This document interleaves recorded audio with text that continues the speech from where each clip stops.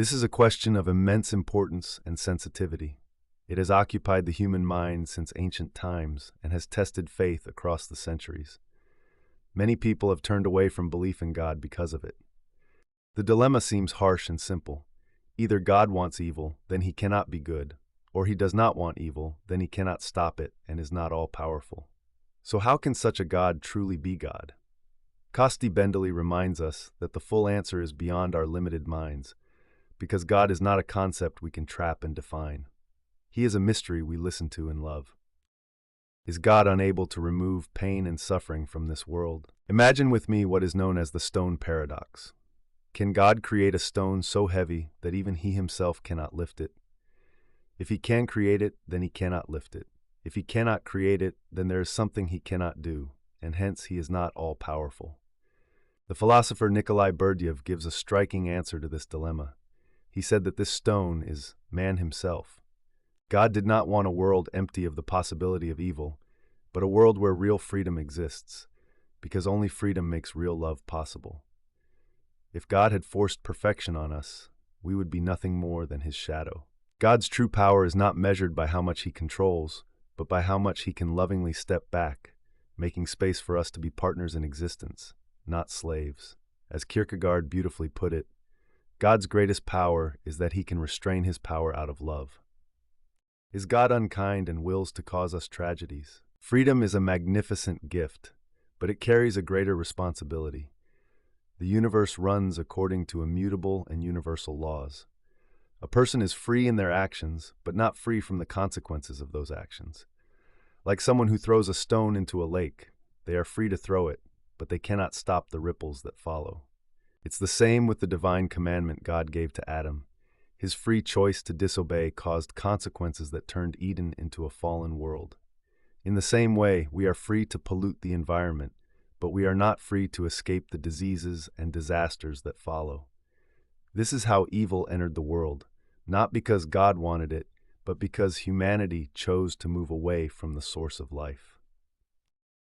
Evil became the fruit of separation, not an act of punishment. The world itself was created from nothing, so it remains fragile, limited, and passing. It carries within it the trace of the nothingness from which it came.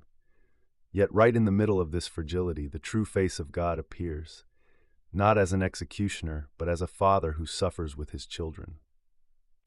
Berdyaev responds to Ivan Karamazov's famous objection in Dostoevsky's novel, where Ivan rejects God because of the suffering of innocent children. Berdyaev says, in words that shake the heart, God does not reveal himself in some cosmic system that justifies suffering, but in the tears of the suffering child. We hear the same tenderness in the prophecy of Zechariah, where the Lord speaks about his suffering people. Whoever touches you touches the apple of my eye. This expression reveals the highest degree of tenderness and God's deep identification with human pain. On the cross, the divine beloved descended into the deepest depths of human suffering. He experienced anguish and inner terror. My God, why have you forsaken me? The cross reveals a deeper truth. God's absolute power is not domination, but love that suffers with creation. By taking on our human nature and embracing the cross, God absorbed the tragedy of evil, and through the resurrection, he transformed suffering into a path toward freedom and victory. My Father is working even now, and I too am working. God is secretly and gently guiding creation toward fullness. Just as a father does not force maturity on his child, but patiently supports them with love, so God sustains the universe without stealing its freedom, allowing it to develop gradually. He is the hidden God who works behind the scenes. His providence operates silently, turning the world's pains into labor pains of a new birth, toward a renewed world where every pain, death, and corruption will disappear. When St. Isaac the Syrian writes, before trials the consolation of grace is given, so that when the battle comes, the soul remembers the sweetness it has tasted and does not lose courage, he is describing a spiritual law of divine pedagogy. In Christian life, trials are not random. God allows them within the boundaries of our salvation. Grace first visits the soul, granting strength and consolation. This notification is an interior strengthening, an awareness of God's nearness that equips the soul for battle. Grace does not abolish temptation, but provides the hidden strength by which the soul can endure, resist, and ultimately be purified, because divine providence never permits the enemy to strike without first giving the antidote. St. John Chrysostom comments that trials are not proof of God's absence, but rather of his will to crown us, for he first arms us with grace. Now, is there a meaning behind all this suffering, or is everything absurd and random? The human being today, just like yesterday, never stops his quest for meaning in life. The existential thinker Viktor Frankl, writing from inside the darkness of the Nazi camps, noticed something powerful. Those who survived were the ones who found a meaning to live for, even in the midst of pain and humiliation. So what is that meaning? St. Basil the Great says, "Do not say, 'This happened by chance,' or 'that came by itself.' In all that exists, nothing is without order, nothing without purpose, nothing by mere accident. Even the hairs of your head, God does not forget a single one of them." St. Isaac the Syrian adds, "Give thanks to God for every hardship, for the soul is purified through it." God is actively working against the evil in this world, guiding creation toward healing.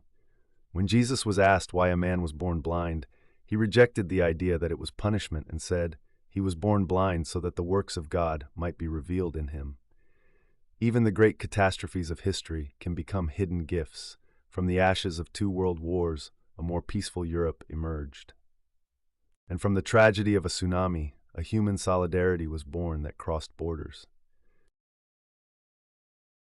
God writes straight with crooked lines. God does not send evil. He descends into its depths to transform it into light. On the cross, absolute love faced the tragedy of the world. In the resurrection, he triumphed over it. This transforming power is not limited to the church walls. It is at work in every person who seeks goodness, justice, and mercy.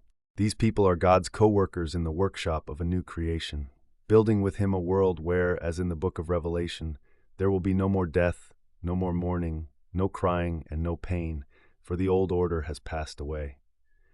God does not justify suffering, he weeps with us in it, and with every tear he whispers a promise of a coming resurrection.